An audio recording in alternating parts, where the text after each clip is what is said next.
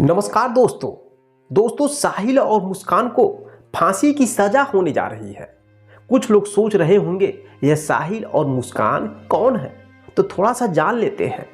मुस्कान अपने प्रेमी साहिल के साथ मिलकर अपने ही पति सौरभ को जान से मार देती है और बहुत ही बेरहमी तरीके से मारती है।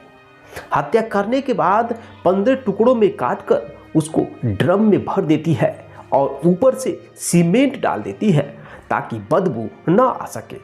इसी जुर्म में साहिल और मुस्कान को फांसी की सजा होने जा रही है। दोस्तों, फांसी की सजा कब और किस समय होगा, किस तारीख का होगा, यह समय बताने से पहले कुछ चीज़ों को मैं आपको बता देता हूं ताकि आपको साफ क्लियर हो जाए। दोस्तों, हमारा देश जब से आज़ाद हुआ था, यानी कि 15 अगस्त 1947 से लेकर अभी तक कुल 1414 लोगों को हमारी सरकार फांसी की सज़ा सुनाई है, लेकिन उनमें से केवल अभी तक 57 लोगों को ही फांसी की सज़ा मिल पाई है। यानी कि 13 से 57 लोग ऐसे हैं जो अभी भी फांसी का इंतजार कर रहे हैं।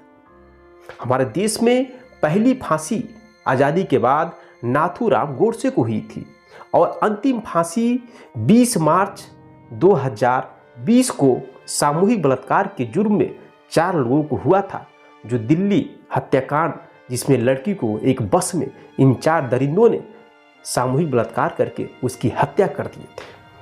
और अब अंतिम फांसी की सजा मार्च 2025 के बाद मुस्कान और साहिल को होगी, जिसका मेरा देश पूरे बेसब्री से इंतजार कर रहा है। किस तारीख को होगा और किस समय होगा, इसको बताने से पहले थोड़ी सी कहानी पर फोकस कर लेते हैं। मेरे दोस्तों, यह मुस्कान जो दिख रही है, यह मुस्कान कई साल पहले सौरभ से प्रेम करती है और प्रेम करने के बाद सौरभ से शादी कर लेती है। शादी होने के बाद बहुत अच्छे से जिंदगी चल रहा था। जो सौरभ है वो मर्चेंट नेवी में नौकरी कर रहा था। उस समय जब भी उसको छुट्टी मिलता था तो अपने परिवार में अपना समय बिताने के लिए आया करता था।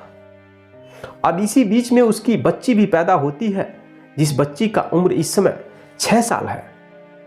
सौरभ जो अपने ड्यूटी पे तैनात रहता था, तो इधर उसकी पत्नी यानी मुस्कान की नैनाचार एक साहिल नाम के लड़के से हो जाती है और उससे अपनी हवस को मिटाने लगती है, उस लड़के से प्रेम करने लगती है।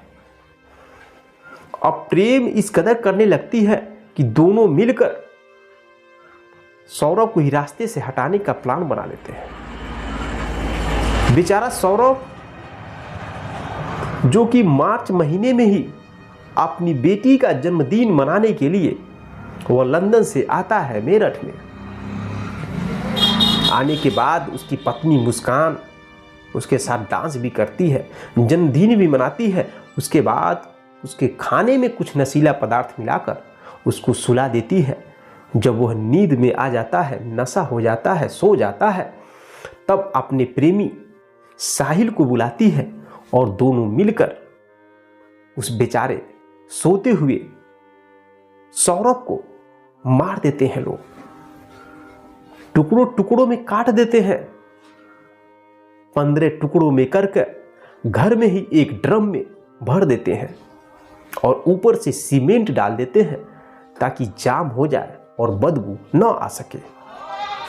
इसके बाद यह मुस्कान अपने प्रेमी साहिल के साथ हिमाचल प्रदेश चली जाती है घूमने के लिए। जब वहां से घूम कर आते हैं कुछ दिनों के बाद, तब इस हत्या का खुलासा होता है। सौरभ की बेटी, जिसकी उम्र 6 साल है, जब उस बेटी से पूछा जाता है, बेटी तुम्हारे पापा कहाँ हैं, तो वह बच्ची बताती है, पापा हमारे इसी ड्रम में है। यह शब्द सुन करके पूरे देश के लोगों के रोंगटे खड़े हो जाते हैं। सब लोग सोचने पे मजबूर हो जाते हैं। सबके आंख से आंसुओं की धार बहने लगते हैं। इतना जघन्य अपराध आज तक ने कोई नहीं किया था। अब सब लोग फांसी की इंतजार कर रहे हैं। आखिरकार साहिल और मुस्कान को फांसी कब होगी। तो चलिए थोड़ा बात कर लेते हैं कि इनको फांसी कब और कैसे मिलेगी, किस तारीख को मिलेगी। मेरे दोस्तों, इन दोनों की फांसी की सज़ा पर मोहर पहले मेरठ डिस्ट्रिक्ट कोर्ट लगाएगा, मोहर अपना, और मोहर लगाने के बाद उसके बाद भी फांसी नहीं होगा। उसके बाद ये लोग पहुंचेंगे इलाहाबाद हाई कोर्ट में, वहाँ भी कई साल लगेंगे। वहाँ पे जब इलाहाबाद हाई कोर्ट मोहर लगाएगा इन दोनों की फांसी की सज़ा पर, तो फिर इनके पास एक और विकल्प बचेगा, ये पहुँचेंगे दिल्ली सुप्रीम कोर्ट। वहाँ की जो गवर्नमेंट है, वहाँ का कानून जब मोहर लगाएगा फांसी की सज़ा का, तब मुस्कान और साहिल को फांसी की सज़ा होगी। और यह सब होने में 13 से 14 साल तक लग सकता है। यही कारण है कि भारत से अपराध कम नहीं हो रहा है, अपराधियों के हौसले बढ़ते चले जा रहे हैं। लोग एक दूसरे को बिना खौफ के ही मारते हैं और मारने के बाद सीना चौड़ा करके जेल में जाते हैं और फिर छूट जाते हैं।